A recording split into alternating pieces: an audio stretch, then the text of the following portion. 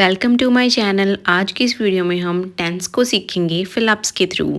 चलिए इस वीडियो को स्टार्ट करते हैं। They blank cricket now, so it is a continuous action.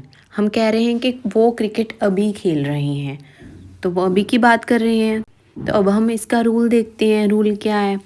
Present continuous tense जो होता है उसमें हम इज एम आर और first form of verb with I N G use करते हैं। दे प्लूरल है तो आर यूज़ करेंगे। So tense will be they are playing cricket now. Last night my grandmother blank me an old story. Last night मतलब हम past की बात कर रहे हैं। जब हम पास्ट की बात करते हैं तो ये टेंस हो जाता है पास्ट इंडेफिनिट। सो उसमें हम वर्ब टू यूज़ करते हैं और यहाँ पर टोल्ड हमारे पास सेकंड फॉर्म है। आई ब्लैंक हिम 2 years अगो। अगो क्या है? ये भी पास्ट का वर्ड है, तो पास्ट इंडेफिनिट टेंस बनेगा और पास्ट इंडेफिनिट में हम वर्ब टू यूज़ करते हैं। सो मेट ये जो है ये सेकंड फॉर्म ऑफ वर्ब है। फर्स्ट मीट होती है ना, सेकंड मेट होता है। My father blank the newspaper every morning.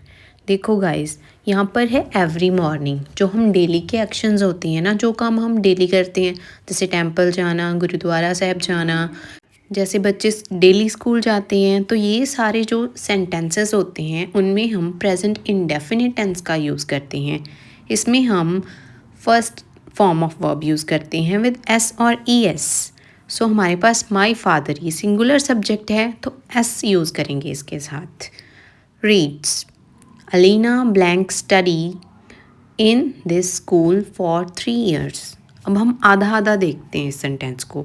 अगर हम स्टडिंग देखें तो ये टेंस बन जाता है प्रेजेंट कॉन्टीन्यूअस, बट एक्चुअली ये प्रेजेंट कॉन्टीन्यूअस नहीं होगा।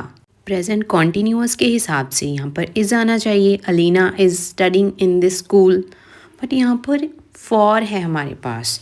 फॉर 3 years मतलब वो पहले से स्टडी कर रही है, मतलब ये प्रेजेंट परफेक्ट कॉन्टीन्यूअस टेंस है। एंड परफेक्ट कॉन्टीन्यूअस टेंस में हम हैज़ हैव बीन यूज़ करते हैं। तो सेंटेंस कैसे बनेगा? Alina has been studying in the school for 3 years। Riya blank his car when I went to meet him. Riya can be name of a girl, so it should be I went to meet her, sorry. So here went is a second form of verb. तो मैं जब उसके घर गई तब वो car धो रही थी, ऐसा बनेगा ना। तो क्या बनेगा?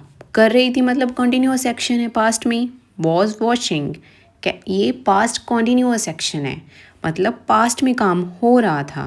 तो Riya was washing his car when I went to meet him. The airplane blank before he reach the airport. So यहाँ पर क्या है, वो मतलब उसके एयरपोर्ट पहुंचने से पहले प्लेन जा चुका था, ऐसा मतलब हम कहना चाह रहे हैं ना हम। तो ये पास्ट इंडेफिनिट टेंस है इधर, तो नीचे वाला। तो ऊपर वाला क्या बनेगा? पास्ट इंडेफिनिट के साथ हम क्या कॉम्बिनेशन बनाएंगे कि प्लेन जो है वो उड़ चुका था, मतलब वो ऑलरेडी वर्क हो चुका था। It means plane the airplane had taken off before he reached airport. I blank to Dubai so far. So इसमें क्या है? सो फार मतलब हम प्रेजेंट की बात कर रहे हैं, प्रेजेंट परफेक्ट की बात कर रहे हैं, मतलब हम किसी टेंस की बात कर रहे हैं जो ऑलरेडी हो चुका है। तो उसमें हम यूज़ करेंगे has have been plus third form of verb. But it action तो हो चुका है, बट प्रेजेंट में हो चुका है। I have been to Dubai so far. Sophie blank her work yesterday. So यहाँ पर क्या है? येस्टरडे। येस्टरडे के अकॉर्डिंग ये टेंस कौन सा बन जाता है? Past indefinite tense. So past indefinite tense में हम second form of verb use करते हैं। तो यहाँ पर सेकंड फॉर्म ऑफ वर्ब तो नहीं दी गई है। डू फर्स्ट फॉर्म होती है, डन थर्ड होती है, तो सेकंड कौन सी होती है? सेकंड फॉर्म होती है डिड। सो यहाँ पर हम यूज़ करेंगे did. Sophie did her work yesterday. Sophie ने कल अपना काम किया था। Taqdeer took the breakfast and blank to school, मतलब तकदीर ने खाना खाया और वो स्कूल चली गई। ये टेंस जो है ये पास्ट का है, past indefinite. Taqdeer took the breakfast and went to school, उसने खाना खाया और स्कूल चली गई। गो फर्स्ट फॉर्म होती है, गॉन थर्ड होती है और went second. Mary blank here since her birth. Since आ गया ना, तो ये हमेशा सिंस के अकॉर्डिंग हम हमेशा कहते हैं कि वो परफेक्ट कॉन्टीन्यूअस टेंस है। अब देखते हैं कि वो कौन सा परफेक्ट है। ये प्रेजेंट परफेक्ट है। क्यों? क्योंकि हम कह रहे हैं कि वो अपनी बर्थ से रह रही हैं, मतलब हम प्रेजेंट की बात कर रहे हैं ना। तो Mary has been living here since her birth. वो इस जगह पर तब से रह रही हैं जब से उसका बर्थ हुआ है। Does your brother blank here. Does मतलब हम क्वेश्चन कर रहे हैं, क्या तुम्हारा भाई यहाँ पे काम करता है। ये प्रेजेंट इंडेफिनिट टेंस है, और प्रेजेंट इंडेफिनिट टेंस में डू डज कहाँ से आया। जब नेगेटिव या इंटेरोगेटिव सेंटेंस होते हैं तो हम डू डज का यूज़ करते हैं। सिंगुलर सब्जेक्ट के साथ हम डज यूज़ करते हैं, प्लूरल के साथ डू। सो यहाँ पर आएगा वर्क, क्योंकि हमें सिर्फ first form of verb use करनी है। The sun blank in the west. तो ये क्या है, एक जनरल ट्रुथ है ना, ये एक फैक्ट है, एक मतलब ये एक ऐसी बात है जो सच है ना। तो जर्नल फैक्ट जो होते हैं, जो हमारे एवरीडे एक्शंस होते हैं, उनके लिए हम हमेशा प्रेजेंट इंडेफिनिट यूज़ करते हैं, means first form of verb and उसके साथ एस और ई एस। सन हम सिंगुलर चीज़ की बात कर रहे हैं ना, तो यहाँ पर क्या आएगा, एस और ई एस आएगा। The sun sets in the west. अगर ईस्ट हो तो हम कहेंगे the sun rises in the east.